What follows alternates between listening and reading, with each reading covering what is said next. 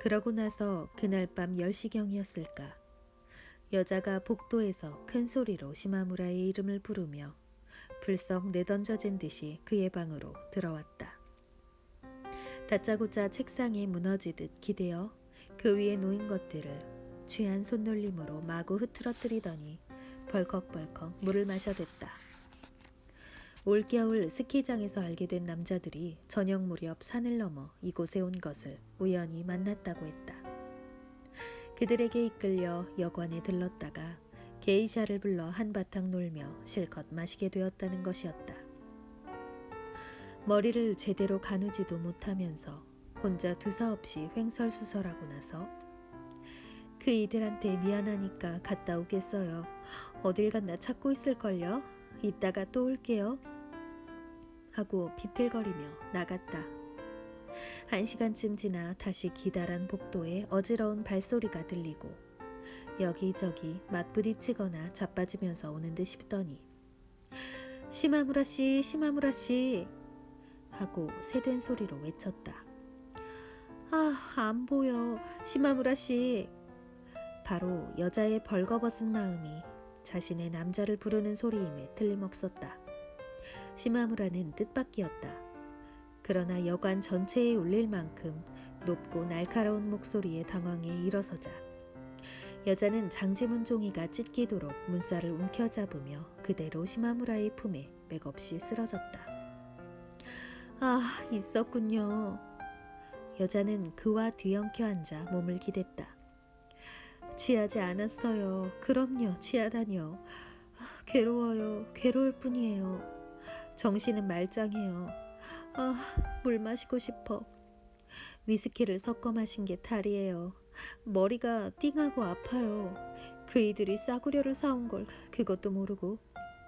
라며 손바닥으로 연신 얼굴을 문질러댔다. 밖엔 빗소리가 갑자기 요란해졌다. 잠시라도 팔을 늦추면 여자는 늘어지고 말았다.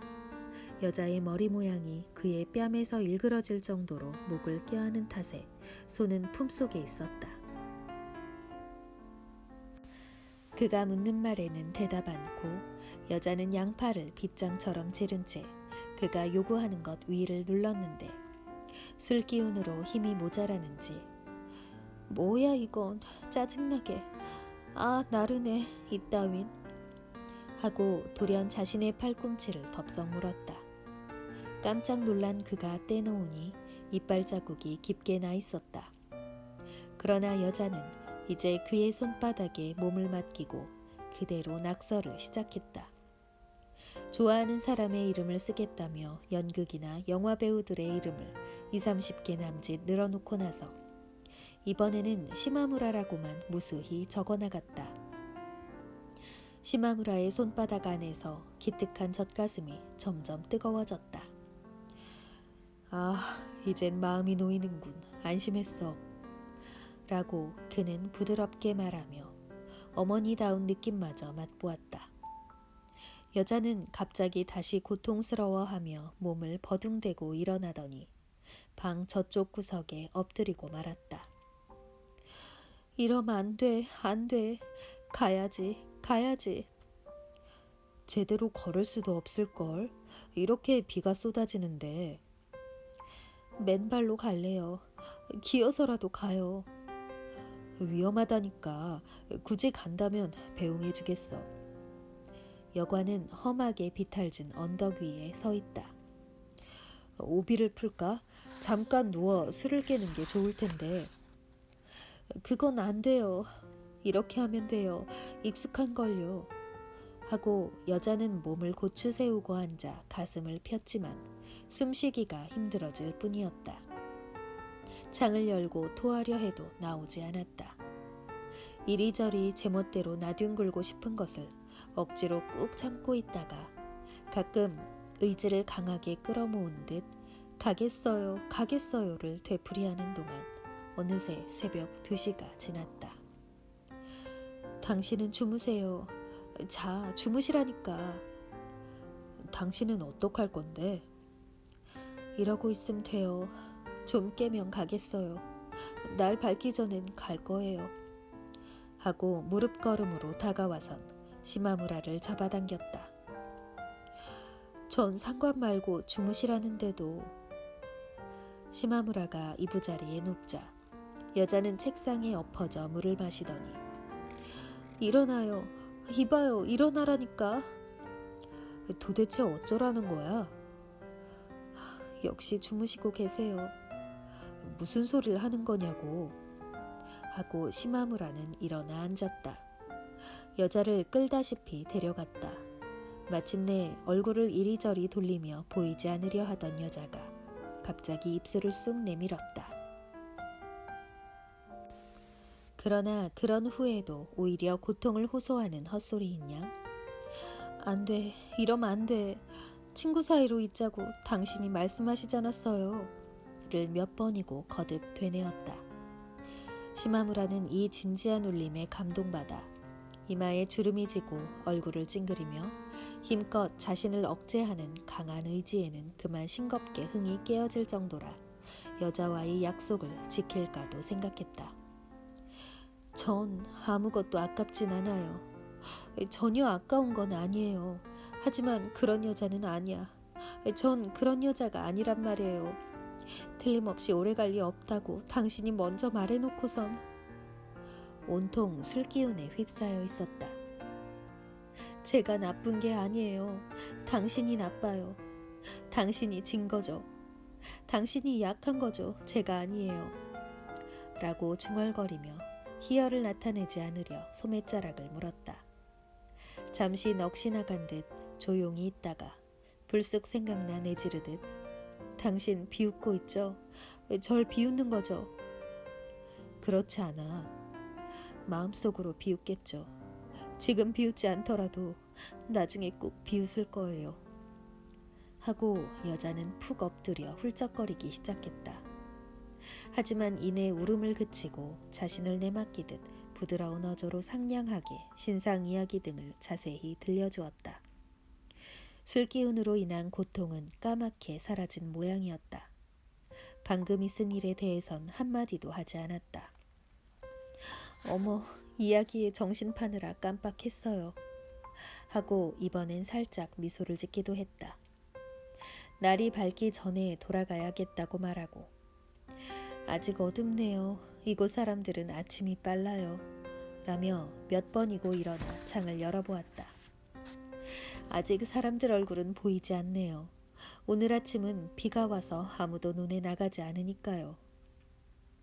빗속으로 건너편 산이나 산기슭의 지붕 모습이 드러나기 시작해도 여자는 쉽게 자리를 뜨지 못하고 망설이다가 여관 사람들이 일어나기 전에 머리를 매만지고 나서 시마무라가 현관까지 배웅하겠다는 것도 사람 눈에 띌까 사양하고는 허둥대며 도망치듯 혼자 빠져나갔다. 그리고 그날 시마무라는 도쿄로 돌아갔던 것이다. 당신은 그때 그렇게 말했어도 그건 역시 틀렸어. 그렇지 않고서야 누가 새 밑에 이런 추운 데를 찾아오겠나. 나중에 비웃거나 하지도 않았다고. 여자가 살포시 얼굴을 들자 시마무라의 손바닥에 맞대고 있던 눈꺼풀에서 코 양쪽까지 발개진 것이 짙은 분화장 밑으로 비쳐 보였다. 그 모습은 이 눈치방의 추운 밤을 떠올리게 하는 동시에 까만 머리빗깔이 하도 강한 나머지 따스하게 느껴졌다. 얼굴엔 눈부시게 가득 미소를 머금고 있었으나 그러면서도 그때를 회상하는지 마치 시마무라의 말이 그녀의 몸을 서서히 물들여가는 듯했다. 여자가 셀쭉해서 고개를 숙이자 목덜미가 훤히 드러나고 등줄기까지 붉어진 것이 보여 흠뻑 젖은 알몸을 고스란히 내놓은 것 같았다. 새카만 머리색 때문에 더욱 그렇게 여겨졌는지도 모른다. 앞머리가 촘촘하게 숱이 많은 것도 아닌데 머리카락이 남자들처럼 굵고 귀밑머리가 거의 없어 뭔가 시커먼 광석이 지닌 묵직한 빛이었다. 아까 손으로 만져보고 이렇게 찬 머리카락은 처음이라며 깜짝 놀란 것도 찬 공기 탓이 아니라 바로 이 머리 때문이었던가 하는 생각이 들었다. 시마무라가 새삼 바라보고 있자니 여자는 고다스 탁자 위에서 손가락을 꼽고 있었다. 좀처럼 끝나지 않았다. 무얼 세는 거지? 하고 물어도 잠자코 한동안 계속 손가락을 꼽았다. 5월 23일이었죠? 날짜를 세고 있었군. 7, 8월은 내리 큰 달이야. 아무튼 199일째예요. 꼭 199일째예요. 그런데 5월 23일인 걸 용케 기억하는군. 일기를 보면 금방 알 수 있죠. 일기? 일기를 쓰나? 그럼요. 묵은 일기를 읽는 건 즐거워요. 뭐든 감추지 않고 솔직했으니까 혼자 읽어도 창피해요. 언제부터? 도쿄에서 접대부로 나가기 직전부터. 그땐 돈이 넉넉지 않아 일기장을 살 수가 없었어요. 2전인가 3전짜리 잡기장에다 자를 대고 가늘게 줄을 그었는데 연필을 뾰족하게 깎았던 모양으로 선이 깨끗하고 가지런한 거예요. 그러곤 공책 맨 위에서 맨 아래까지 잔글씨로 빽빽이 썼죠. 마음대로 살 수 있게 되고부턴 도저히 엄두를 못 내요. 물건을 함부로 다루니까. 글씨 연습조차 예전엔 헌 신문지에 했지만 요즘은 두루마리에 직접 대고 쓰죠. 줄곧 거르지 않고 일기를 쓰고 있나? 네, 16일 때와 올해 것이 제일 재밌어요. 늘 객실에서 돌아와 잠옷으로 갈아입고 썼죠. 늦게 돌아오니까 이쯤까지 쓰고 도중에 그만 잠들었구나 싶은 곳은 지금 읽어도 알 수 있어요. 그렇군. 하지만 매일매일은 아니고 쉬는 날도 있어요. 이런 산골에서 객실에 나가봤자 뻔한 거죠. 올해는 쪽마다 날짜 든 것밖에 살 수가 없어서 엉망이에요. 쓰기 시작하면 아무래도 길어지는 수가 있거든요. 일기 이야기보다 한결 시마무라가 뜻밖의 감동을 얻은 것은 그녀가 15살 무렵부터 읽은 소설을 일일이 기록해 두었고 따라서 잡기장이 벌써 10권이나 된다는 사실이었다. 감상을 써두는 거겠지? 감상 따윈 쓰지 않아요. 제목과 지은이 그리고 등장인물들 이름과 그들의 관계 정도예요. 그런 걸 기록해 놓은들 무슨 소용 있나? 소용없죠. 헛수고야. 그래요. 하고 여자는 아무렇지도 않은 듯 밝게 대답했으나 물끄러미 시마무라를 응시했다. 전혀 헛수고라고 시마무라가 왠지 한 번 더 목소리에 힘을 주려는 순간 눈이 울릴 듯한 고요가 몸에 스며들어 그만 여자에게 매혹당하고 말았다. 그녀에겐 결코 헛수고일 리가 없다는 것을 그가 알면서도 아예 헛수고라고 못 박아버리자 뭔가 그녀의 존재가 오히려 순수하게 느껴졌다. 여자의 소설 이야기는 흔히 일컫는 문학이라는 단어와는 인연이 없는 것처럼 들렸다. 이 마을 사람들과의 우정이란 부인 잡지를 교환해 읽는 정도일 뿐 그 외엔 거의 혼자 되다시피 읽고 있는 모양이었다.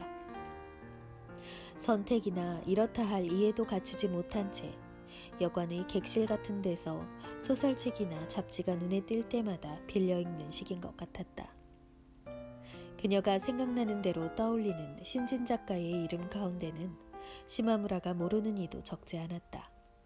그러나 그녀의 말투는 마치 아득한 외국 문학 이야기를 하는 양 정빈한 거지가 지닌 애처로운 울림을 띠고 있었다. 자신이 외국 서적의 사진이나 글에 의지해서 서양 무용을 희미하게 몽상하는 것도 이런 게 아닐까 하고 시마무라는 생각했다. 그녀 역시 보지도 못한 영화나 연극 이야기를 유쾌하게 늘어놓았다. 이런 말상대에 몇 달이나 굶주렸기 때문일 것이다. 199일 전 그때도 이런 얘기에 몰두한 것이 제 스스로 시마무라에게 몸을 던지는 빌미가 되었던 것을 잊어버렸는지 또 한 번 자신이 말로 묘사하는 대로 몸까지 달아오르는 것 같았다. 그러나 그런 도회적인 것을 향한 동경도 지금은 이미 깨끗한 체념에 쌓여 무심한 꿈이 되고 말아 도시의 나고자처럼 오만한 불평보다는 단순한 헛수고라는 느낌이 짙었다. 그녀 자신은 이를 쓸쓸해하는 낌새도 없지만 시마무라의 눈에는 묘하게 애처로워 보였다. 그런 사념에 빠져버린다면 시마무라 자신이 살아가는 일도 결국 헛수고라는 깊은 감상으로 떨어지고 말 것이다. 하지만 눈앞의 그녀는 산 기운에 젖어 생기 넘치는 표정이었다. 어쨌건 시마무라는 그녀를 다시 본 셈이 되었는데 상대가 게이샤가 된 지금 오히려 그 말을 꺼내기 힘들었다. 그때 그녀는 엉망으로 취해 무감각해져 뜻대로 되지 않는 팔을 애타하며 뭐야 이건 짜증나게 나르네 이따윈 하고 팔꿈치를 세게 덥석 물었을 정도였다. 똑바로 몸을 가누지 못해 대굴대굴 구르며 전혀 아까운 건 아니에요. 하지만 그런 여자는 아니야. 전 그런 여자가 아니란 말이에요. 라고 한 말도 생각나 시마무라가 머뭇거리자 여자는 재빨리 눈치를 채고 되받아치듯 자정의 상행열차군요 하고 마침 들려오는 기적소리에 일어나 힘껏 난폭하게 장지문과 유리문을 열어젖히고는 난간에 몸을 내맡기며 창턱에 걸터앉았다.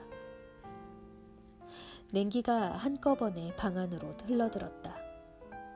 멀어지는 기차의 울림이 밤바람 소리처럼 들렸다. 이봐 춥잖아 바보 같긴 하고 시마무라도 일어나 다가갔으나 바람은 없었다. 사방의 눈 얼어붙는 소리가 땅속 깊숙이 울릴 듯한 매서운 밤 풍경이었다. 달은 없었다. 거짓말처럼 많은 별은 올려다보노라니 허무한 속도로 떨어져 내리고 있다고 생각될 만큼 선명하게 도드라져 있었다. 별무리가 바로 눈앞에 가득 차면서 하늘은 마침내 먼 밤의 색깔로 깊어졌다.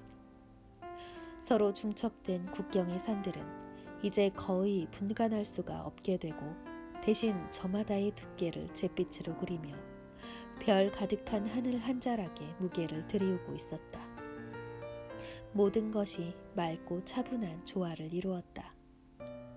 시마무라가 다가온 것을 알고 여자는 난간을 가슴을 대고 푹 엎드렸다. 그것은 연약하다기보다 이런 밤을 배경으로 이보다 더 완고한 것은 없다는 듯한 모습이었다. 시마무라는 또 시작인가 싶었다.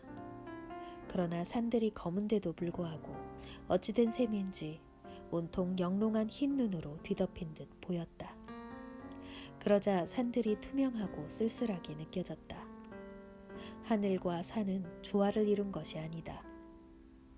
시마무라는 여자의 목 언저리를 잡고 감기 들겠어 이렇게 찬데 하고 힘주어 뒤로 일으켜 세우려 했다.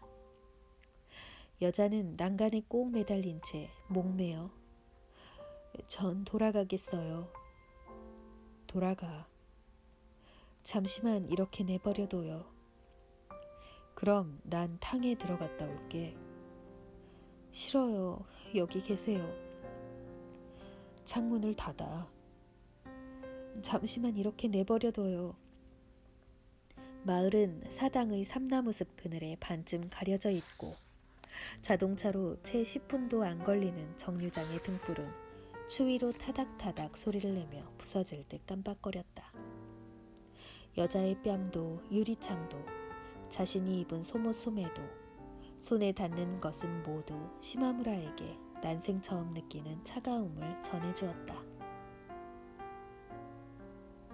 발밑 다다미마저 냉랭해져 혼자 탕에 가려는데 기다려요. 저도 가겠어요.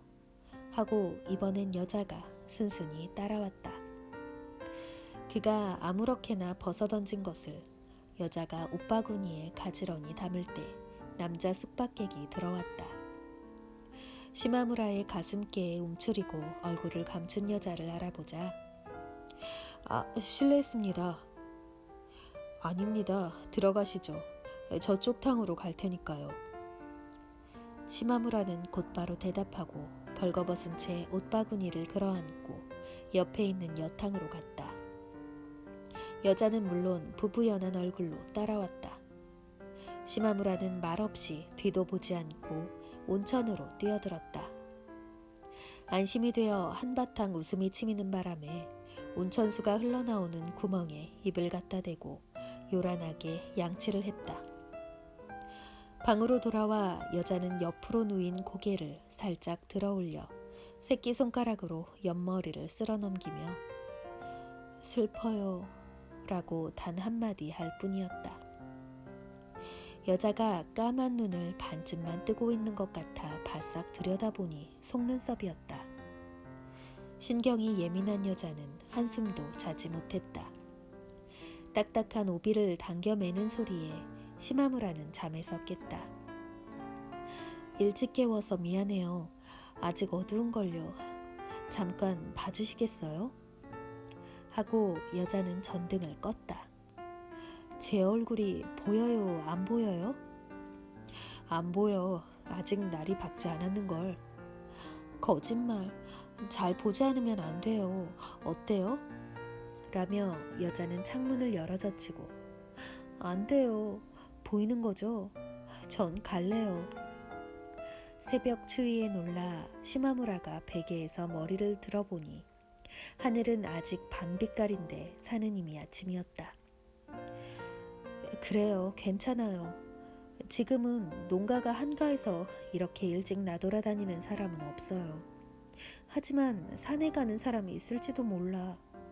라고 혼잣말을 해가며 여자는 동여매던 오비를 질질 끌고 다니다가 방금 5시 하행열차 손님은 없었어요. 여관 사람들은 아직은 안 일어나요. 오비를 다 묶고 나서도 여자는 일어섰다 앉았다 하다가 다시 창 쪽만 보며 서성거렸다. 마치 야행성 동물이 아침을 두려워하여 초조하게 배회하는 듯 침착하지 못했다. 기이한 야성이 꿈틀대는 모습이었다. 그러는 사이 방 안까지 환해졌는지 여자의 붉은 뺨이 금방 눈에 띄었다. 시마무라는 깜짝 놀랄 정도로 선명한 붉은색에 홀려 뺨이 새빨갛잖아. 추워서. 추운 게 아니에요. 화장을 지워서 그래요. 전 잠자리에 들자마자 발끝까지 달아오르는걸요. 하고 머리맡 거울을 마주한 채 완전히 환해졌네요. 가겠어요. 시마무라는 그쪽을 보고 움찔 목을 움츠렸다. 거울 속 새하얗게 반짝이는 것은 눈이다. 그 눈 속에 여자의 새빨간 뺨이 떠올라 있다. 뭐라 형용하기 힘든 청결한 아름다움이었다. 어느새 해가 뜨는지 거울 속의 눈은 차갑게 타오르는 듯한 광채를 더해갔다. 그럴수록 눈 속에 떠오른 여자의 머리카락도 선명한 자줏빛이 감도는 검정색으로 한층 짙어졌다.